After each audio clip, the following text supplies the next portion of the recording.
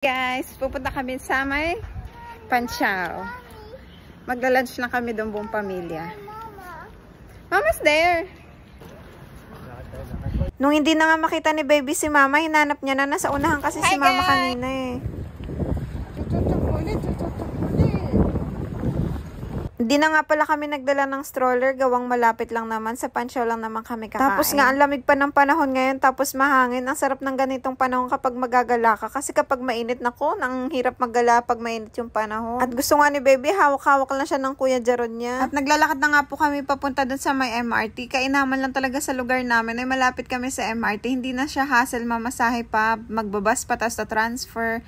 Dito magkakaunting lakad lang. Nandito na kami. Tuwing Chinese New Year talaga ay kumakain kaming buong pamilya dito para banding na rin ba. Sa Yellow Lane nga pala kami sumakay, tapos diretso na siya, mga 4 na stop ata papunta doon sa may Pansyao. Noong una nga parang nagtataka pa si baby bakit ang dami namin magkakasama, kasi nga nasanay siya na 3 lang kaming lumalabas kapag day off ng daddy niya at kakain sa labas. At ayan nga, sobrang behave lang talaga ni baby oh. After nga po namin sa MRT at malapit na kami dito sa kainan, ay gusto naman ni baby sa akin naman magpabuhat. Sabi ko kay Jay, siya na lang muna mag-video.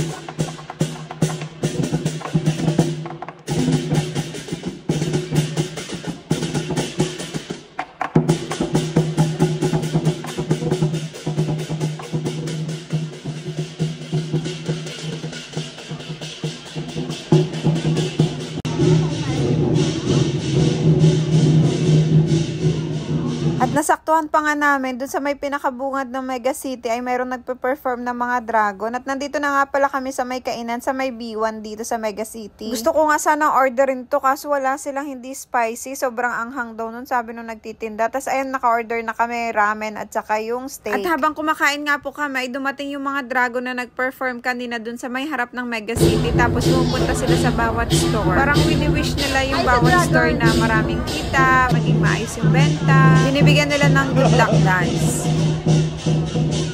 Nagpapagpag pa.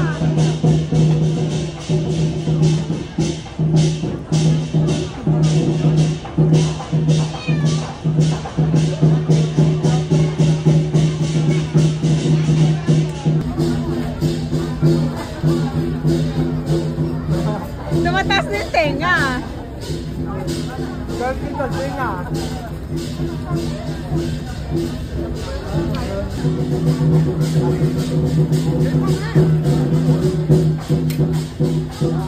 Hi, dragon. You're scared?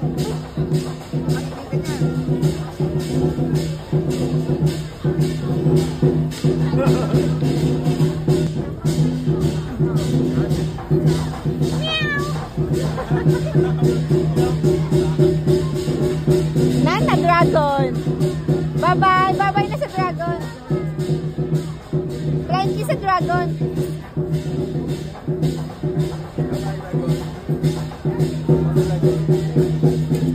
Bye-bye, dragon. Nabitin pa nga si baby. Sinundan pa nilang mag-ama dun yung nagpe-perform ng dragon.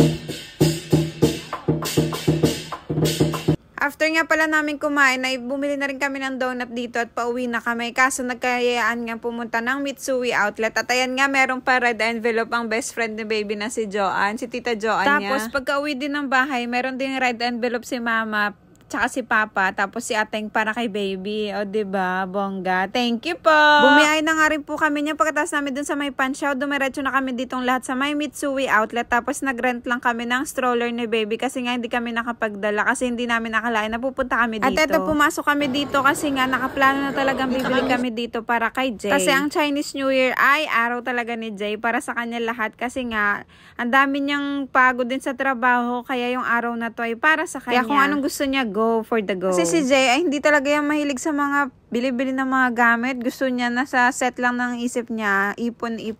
Sabi ko, reward naman niya minsan yung sarili niya.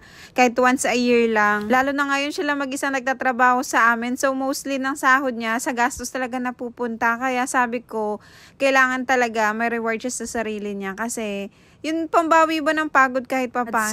Sobrang deserve talaga ni Jay lahat. Nung wala nga nagustuhan si Jay na sapatos, dumiretso kami dito sa store ng Gap. Tapos bigla na lang nag-iiyak si baby, inaantok na kasi kaya pinatulog ko. Nung natulog na, dumiretso kami dito sa Guess. Kasi nga meron silang mystery bag dito kaso ubos na nga daw. Kaya umalis na kami agad, hindi na kami bumili dito. Kasi pupunta naman kaming Gloria outlet kinabukasan. Tapos nagtingin-tingin kami dyan sa Puma. Ibibili kasi akong sapatos ni Jay kaso nga wala yung size ko dun sa mga design na gusto ko. Kaya ayan, umuwi na rin kami. Hanggang dito na lang. Salamat sa panonood. Please don't forget to like and follow. Bye-bye!